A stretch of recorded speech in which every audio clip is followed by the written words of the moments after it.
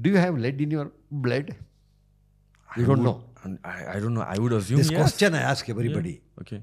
I'll tell you one incident. One day at this time, it's around 11:30, 12 o'clock. I was sitting in my department. One young couple were walking in front of my room. My door was not closed. I asked my secretary, who is that? Sir, they have come to see you from Bihar. They are from Bihar. I called them inside. The young couple came. They had a beautiful, small, young infant, 3 months or 4 months baby, a female child. I asked them in Kannada. They did not know Kannada. I said, Hindi mein boliye sir. Then I asked, kya chahiye? They said, they gave me one slip. They had come with their child. Child's blood level had to be estimated. Because child was getting convulsion, mirgi, what we call mirgi. Yeah. Convulsions after convulsions. Within 3 months, it had several convulsions. And I said, kya ho gaya? They went to doctor. One young doctor examined the child, said, where are you working? This man. He said, private. He said, private mein kya kaam kar rahe ho? He said, I break battery, use the battery to make pipes for the toilet because it doesn't get corroded. Suddenly my young doctor realized, his child must be having lead poisoning. Kidhar kaam kar raha? Ghar mein kaam kar raha hu. Arey, this man was working with a private industry. He was getting some money. He was doing it in his house also, spare time. He was making pipes with lead. And then he got married. His wife became pregnant. In one corner of the room, she was making roti. Another corner, he was melting the lead. And she, during pregnancy, inhaled all the lead fume. And that lead went into the child. Child, it went into the brain. Child, after birth, it was getting convulsions. After convulsions, they came. We had the method to estimate blood lead level within a short period of time. It is called lead care. Lead care is today globally used equipment, portable, battery operated. Anywhere you can use. Within 3 minutes, you get the blood lead level. Specific. We did the heel prick of the child. Looked at me and smiled at me. What a beautiful child, fair child. I loved that child.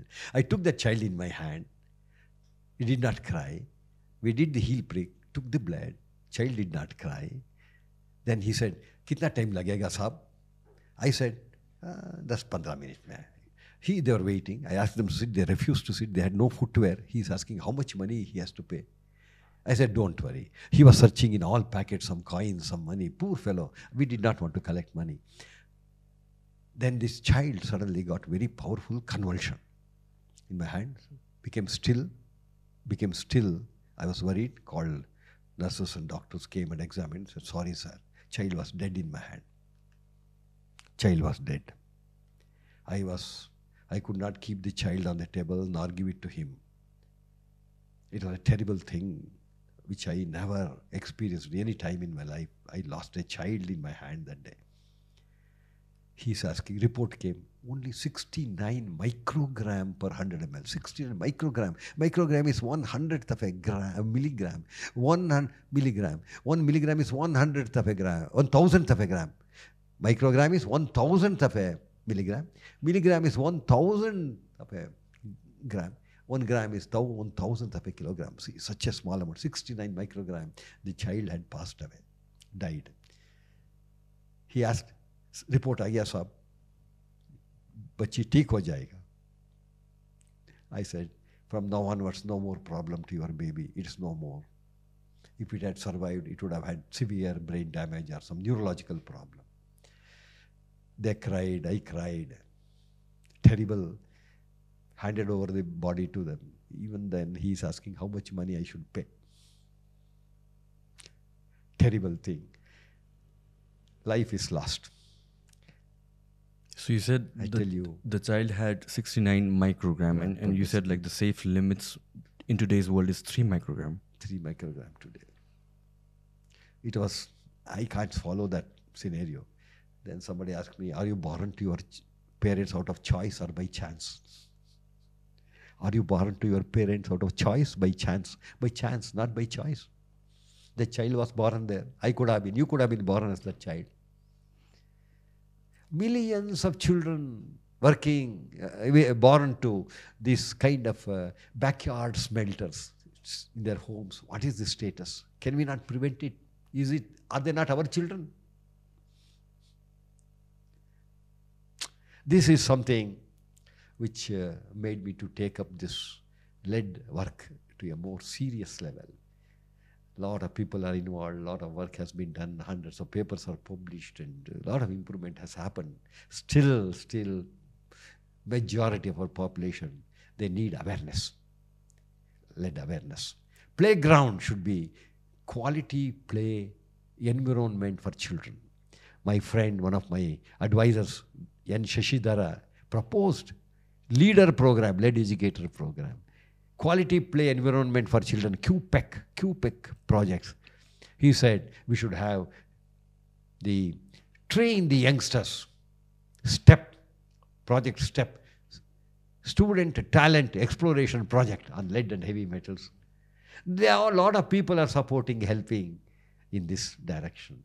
So lead doesn't get passed out of the system, it gets absorbed. Normally, yes, when initial stages, lead is excreted in urine. Mm-hmm. But when it goes and gets accumulated in some tissues, it will not come out. For example, bone. When lead gets deposited in the bone, it will take 35, 40 years for 50% of that lead to come out.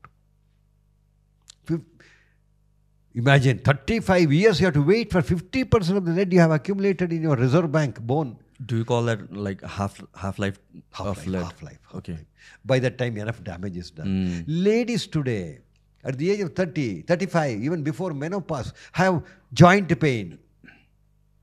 They can't sit. When they sit, they cannot stand. It's because of lead content.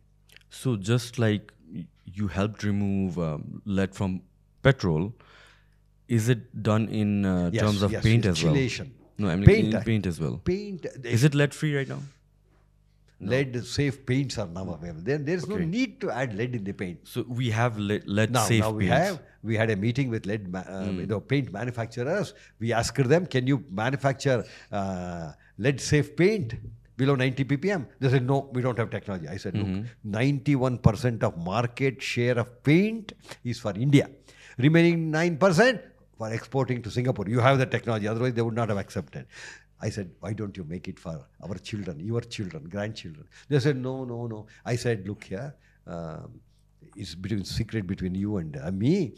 Government of India has already decided, if you don't produce lead-safe paint below 90 ppm, Government of India is going to import paint from other countries at lower price, without duty, without custom, and you will have to shut down your industry. Then within 1 week they came, said, yes, we will produce. And there was a gazette notification for decorative purposes, for household purposes. The paint will have lead content below 90 ppm. So all the paint that we have right now, it's lead-safe paint. Yeah. Okay. For domestic and decorative purposes. But how do they know, contractors, when they build the house and paint the room? Is there like differentiation in brand or anything as such? Yeah, there are many brands we have come. Yeah, there are brands. We write to them, they will tell us. There are many brands. So there are also brands that are existing that still have higher amount of lead. Yeah, definitely for industrial purposes. So it's not like on the policy level. It's not. I mean, like they're not making rules on a policy level regarding the amount of you lead. have paint manufacturers manufacturing paint with high lead content and also no lead content or low lead content. But do you know, or common man, do they know how to go, what to ask for? Should it be displayed on the container? That is what is needed. Okay, we have petrol, we have paint managed. Now traditional medicines, it needs awareness. People get quick relief and also long-standing problems with lead containing, mercury containing, arsenic containing, cadmium containing materials. Coming to the agricultural sector, pesticide insecticides contains lead. They are used indiscriminately. The brinjal and the beans and the carrot and radish you consume, are they safe?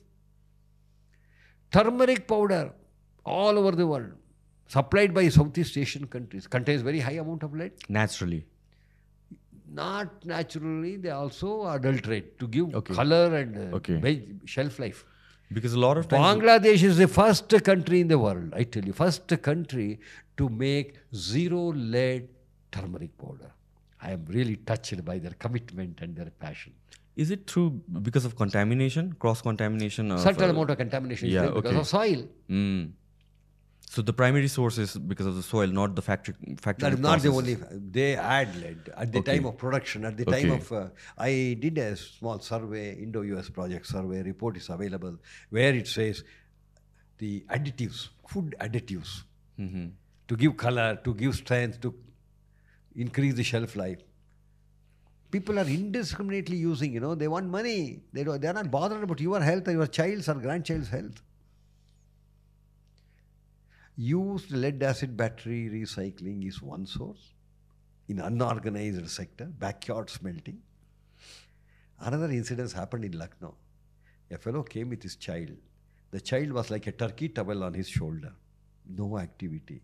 The child had very high lead level of 200 microgram per deciliter. I don't know how it survived, did not die.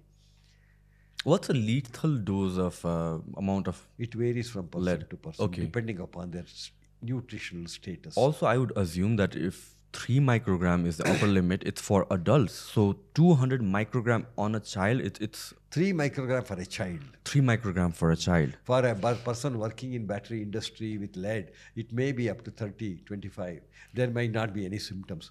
So there's this conversation that's going around regarding the use of EV and electric vehicles that, I mean, it's cost efficient, fine, but then like after 8 years, 10 years, when you have to dispose of the batteries, then that becomes a major problem that we're not thinking about. Lithium will cause now. Another problem. There are lithium batteries.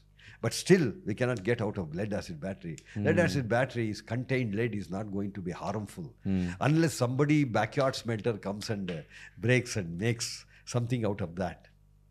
So it has to be disposed very safely. As per the environmental pollution control norms, it has to be disposed to authorized recycler. They do it under contained environment, and they will not contaminate or pollute environment. They are not, see, many other countries like US and UK, they also have recycling, but they are doing it under controlled. Why not we learn from them? There is no need to reinvent wheel because of shortcuts, money. When you sell the battery back to the company, you get some 600 rupees. But you give it to that backyard smelter who comes, kabadiwala, he will give you 800 rupees because he will not pay any tax. Oh, yeah. Whereas the industry will have to pay tax. These are all some of the problems, we are